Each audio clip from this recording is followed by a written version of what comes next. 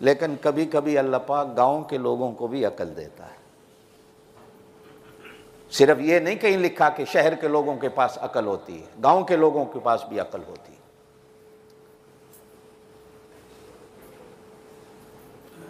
अगले दिन भी एक दोस्त बात कर रहा तो मैंने कहा यार ये नहीं कि तेरे जेब में आईडी कार्ड है तो तेरे पास अकल आ गई है, ये जो बेचारे पुलिस का कागज लेके फिर रहे हैं ना, इनको भी कुछ ना समझा करो, कभी कभी अल्लाह पाक इनको भी अकल देता है, इनके पास भी अकल होती है।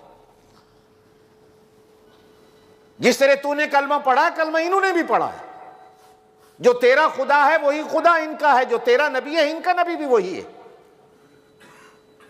हकीर ना किसी को जान, न जाने किस मजबूरी से अपना घर बार छोड़कर बेचारे यहां आए हुए हैं। हां, बुरे के बुरे अमल से नफरत कर, बुरे से नफरत न कर। एक बुजुर्ग ने बड़ी अजीब बात लिखी है, मेरा दिल करता है मैं आपसे कह दूं।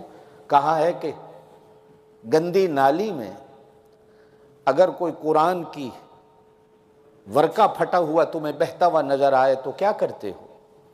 उठा लेते हो कि नहीं, और उसे साफ करके धो के ऊंची जगह पे रखते हो कि यह अल्लाह का कुरान।